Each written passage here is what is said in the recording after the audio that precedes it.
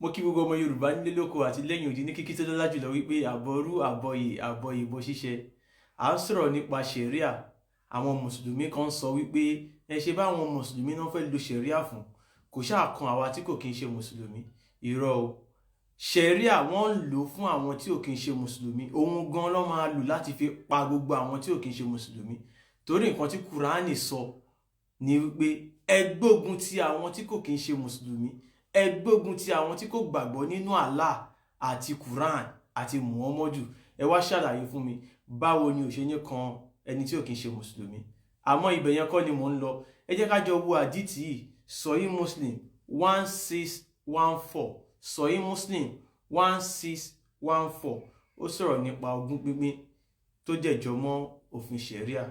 Wọ́n ní Usama bin Zaid reported Allah's messenger as saying, ó ní Usama bin Zaid ó ṣàlàyé pé Muhammadu sọ pé a Muslim is not entitled to inherit from a non-Muslim. Pé Mùsùlùmí kò lẹ́tọ̀ọ́ láti jogún ẹni tí kò kí ń ṣe Mùsùlùmí.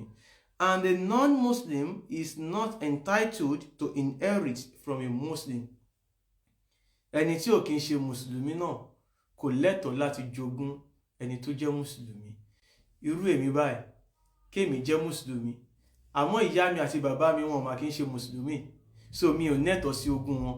Ó dá àwọn ìyá mi àti bàbá mi wọ́n jẹ́ Mùsùlùmí, èmi ò wá kí ń ṣe Mùsùlùmí, mi ò lẹ́tọ̀ọ́ sógún wọn. Àwọn nǹkan tá à ń sọ ní òfin ṣẹ̀ríà ò lè ṣẹlẹ̀ ní ilẹ̀ Yorùbá. Wọ́n fi ṣẹ̀ríà wọ́n fi ń gbalẹ̀ ni, tó nílé tàlejò ló máa kàn.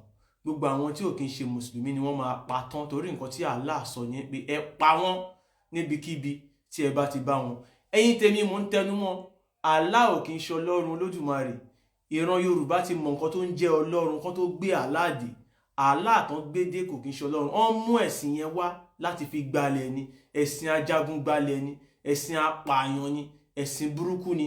Ẹ̀yin èèyàn wa tẹ́ jẹ́ Mùsùlùmí tẹ́ jẹ́ ọmọ Yorùbá, ẹ lọ ka àwọn nǹkan tó wà nínú ìwé yìí. Ẹ má dúró de nǹkan tí àwọn àáfàá ṣèyí kì í máa tú fún yín. Ẹ̀yin náà ẹ lọ ka, àṣebẹ́ gba iléèwé kọjá.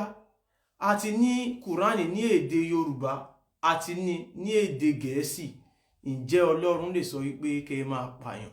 Ǹjẹ́ Ọlọ́run lè sọ pé kẹ́ ẹ kórìíra èèyàn? Allah àwọn Mùsùlùmí nìkan ló wà fún. Àwọn wo dẹ̀ ní Mùsùlùmí? Àwọn Àràbù, kò kan ẹlòmíì tí ò bá kí ń ṣe Àràbù. Àṣà Àràbù ní Islam. Ẹ̀yin èèyàn wa, ẹ jẹ́ ká mọ nǹkan tá à ń ṣe. Mo dẹ̀ tún fẹ́ fi àkókò ìdúpẹ́ lọ́wọ́ gbogbo ẹ̀yin tẹ́ ń bá wa pín ètò wa. Èyí tí mò ń ṣe ni, èyí tó lówó Èkó ń ṣe ni, èyí tákànbí ọlọ́ba ń ṣe ni, àti gbogbo àwa tó kù bẹ́ẹ̀, bàbá ìyálájé tẹ́ ń bá wa share, tẹ́ ń bá wa pín, a dúpẹ́ lọ́wọ́ yín o. Iṣẹ́ yìí, iṣẹ́ gbogbo wa ni. Ẹ jẹ́ ká gba àwọn èèyàn wa là nínú oko ẹrú. Ọ̀pọ̀lọpọ̀ ò mọ̀ pé inú oko ẹrú náà wà. Ọ̀pọ̀lọpọ̀ ò mọ̀ pé kò sí iná, kò sálùjọ́nà, irọ́ ni. Ọ̀pọ̀lọpọ̀ ò mọ̀ pé kò sẹ́sìn. Ọlọ́run ò nẹ́sìn. Àwọn èèyàn bí Islam yìí sìn, Muhammadu ló dálẹ̀ torí wípé ó fẹ́ gbàjọba Mẹ́kà, ó fẹ́ take control, ó fẹ́ conquer wọn. Ó kúrò láti Mẹ́kà ó lọ Mẹ̀dínà. Ìgbà tá agbára pọ̀ térò pọ̀, ó conquer wọn Mẹ̀dínà. Ó dẹ̀ tún ṣígun wá sí Mẹ́kà, ó dẹ̀ gbàjọba. Ẹ̀yin yẹn wá wọ́n fi Islam gbalẹ̀ ni o. Allah kò kí ń ṣe Ọlọ́run Olódùmarè. Mo sọ yìí mo dúró. Ó dìgbà.